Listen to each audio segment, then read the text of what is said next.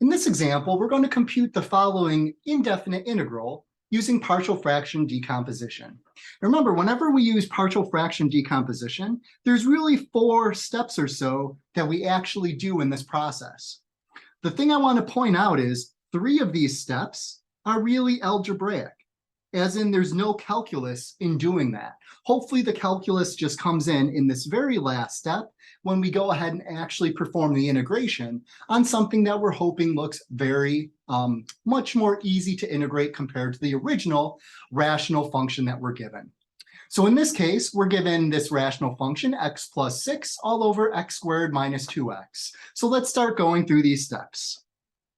The first step is we want to try to factor the denominator as much as possible. And I'll also just point out in this problem, the highest power of x in the numerator is strictly lower than the highest power of x in the denominator, so no polynomial division is needed right at the start. So in this problem, let's try to factor that denominator. So we have x plus 6 all over x squared minus 2x plus 1. And we can factor this denominator into the following. This denominator just becomes for us an x minus 1 quantity squared. Okay, so we factored the denominator. The reason why we want to do that is so we can write out the correct form of the decomposition itself. So we'll go ahead and do that in step 2. So in step 2 is really where we care about, hey, does this decomposition have repeated factors, distinct factors, irreducible factors, just so we can write out the decomposition appropriately. In this case, what's in that denominator is an x minus 1 squared. So we have a repeated factor.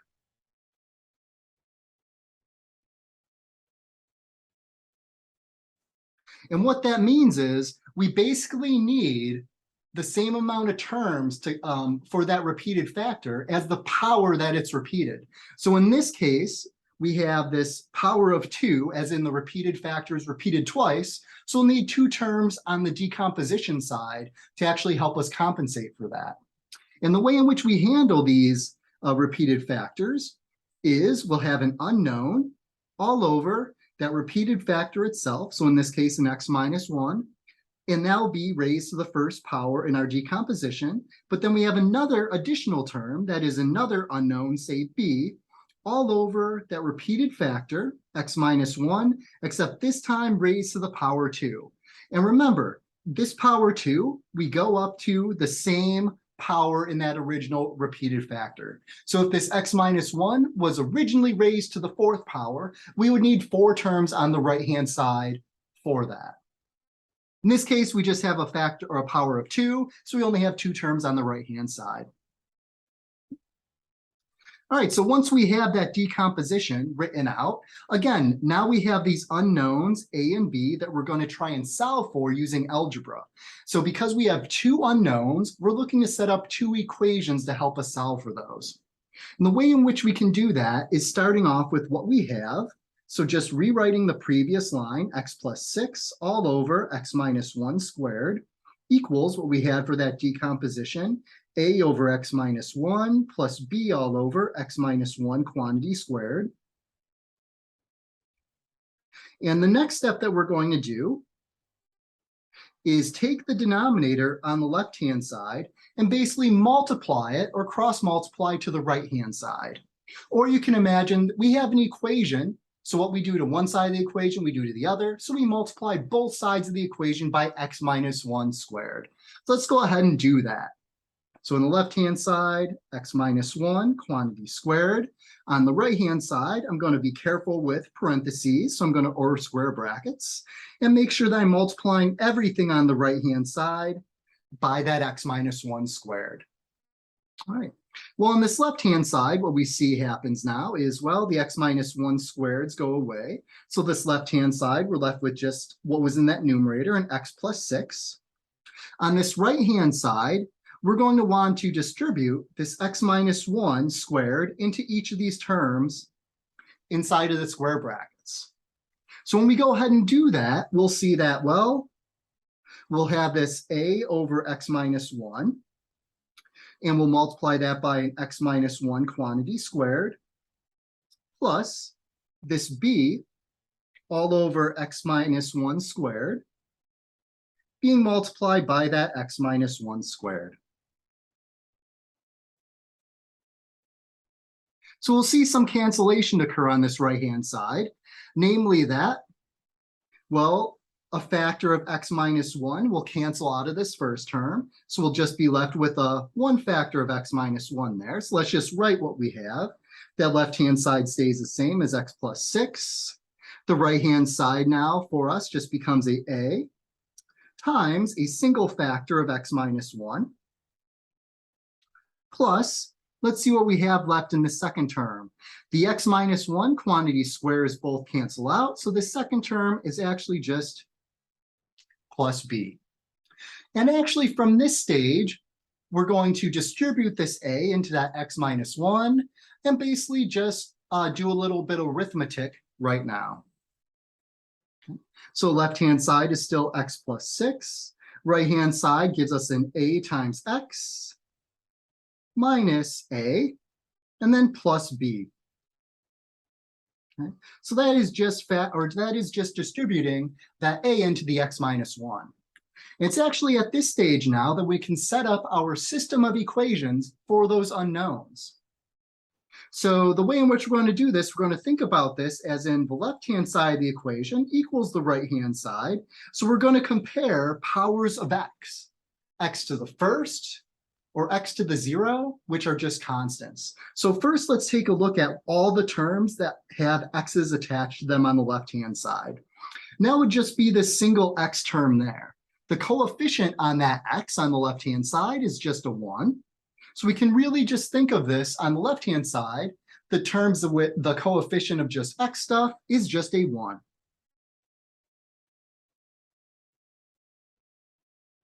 On the right-hand side, if we're looking at the terms that have x's attached to them, it's just this a times x, and we're asking what are the coefficients on those specific x terms. And so in this case, on the right-hand side, that's just our a. And we can do the same thing for x to the 0 terms, also known as just constants for us here. So if we do that, the constant term on the left side is just 6. On the right-hand side, we're going to get two terms, actually. We have a minus a. And the other just constant term on the right-hand side is that positive b. So these are actually our system of two equations and two unknowns.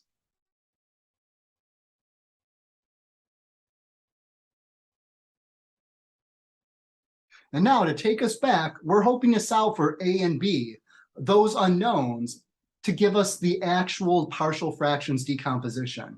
Up to this point, we've really done a lot of algebra and arithmetic, but we haven't done any calculus. So let's just figure out what these a and b's are to actually substitute into our partial fractions decomposition.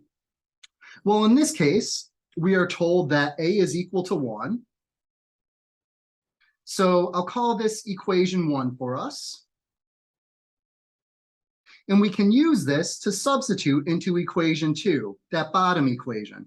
So I'll just say substitute equation 1 into equation 2, as in substitute the value for a that we found into equation 2.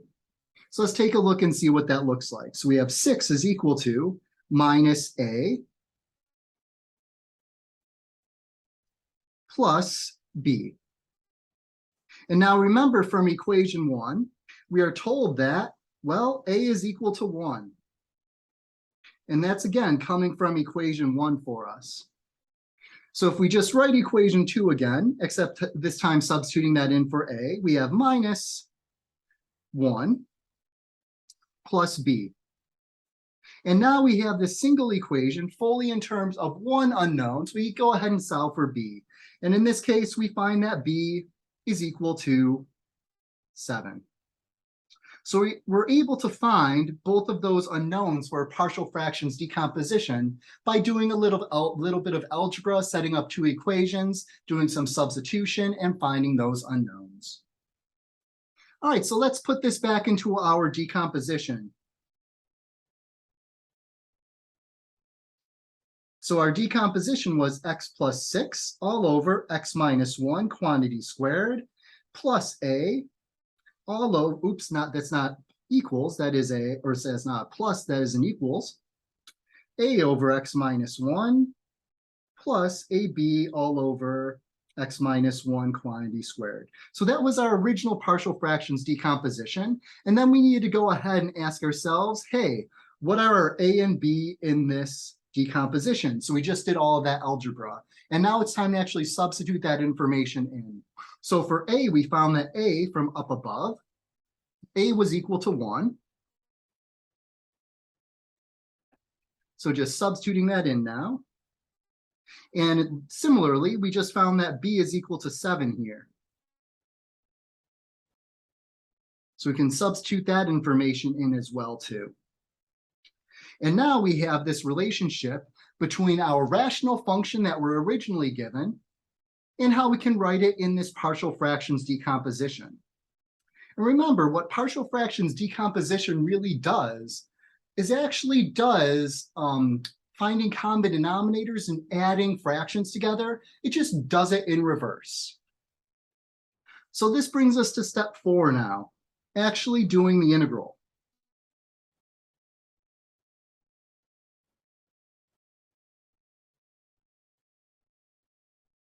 So we're just going to take what we had from the previous step. The only difference now is, well, we're actually going to go back into the calculus world and actually throw some integration signs around everything and go ahead and integrate it, because that's what we cared about in this problem, what the integral of this was in fact. So we'll integrate both sides with respect to x. And remember, the reason for doing partial fractions was because this original integral was a little difficult, and we're hoping to break it into smaller, more simple, easier to integrate parts. So since we're adding 2 fractions on this right-hand side, we can break this into 2 separate integrals. So first we have the integral of 1 over x minus 1 with respect to x. And we have this second integral of 7 all over x minus 1 quantity squared with respect to x. And in both cases, we can do a u substitution type situation. So let's first do a u substitution on this left-hand side. We let u equal x minus 1. We get du dx is equal to 1. Solving for dx in terms of du, we get that dx is equal to du. So this integral on the left-hand side looks like, or this integral on the left looks like a 1 over u du. Now we can do a similar kind of u substitution on the second integral. In fact, it's basically going to be the exact same thing, but I just want to emphasize each of these integrals we would look at separately and individually once we get to this step. We can actually do the same u substitution since, well, we're going to let u equal the same thing. But just to say, again, let u equal something, take its derivative to find the relationship between dx and du, and substitute everything that we have. So the second integral becomes for us the integral of 1 over u squared du. Okay. So both of these integrals are things that we can actually go ahead and integrate. This first integral on the on this left side, well, the integral of 1 over u with respect to u, that gives us an ln of u, and of course a plus c. This second integral, just going to go ahead and rewrite slightly differently. This is a u to the minus 2, since we have a 1 over u squared. The only reason I'm going to go ahead and do that so I can apply the antiderivative power rule. So again, we can just rewrite this ln of u. On this integral on the left, this u was an x minus 1 plus c. And this integral that we're going to do next, well, this will become a u to the minus 2 plus 1 all over a minus 2 plus 1. And then, of course, plus some other integration constant, which we could call c, but we could combine both of those constants, since we don't know what they are yet, into just one integration constant. All right, so let's see what we have. We have this ln of x minus 1, absolute values. We have a plus u to the minus 1 all over minus 1 plus c. So last step really is to just substitute back in for that last u, and this u on the right-hand side, well, that was still a x minus 1. And we can raise that to the minus first power and plus c. And that's how we can compute this integral using partial fractions decomposition.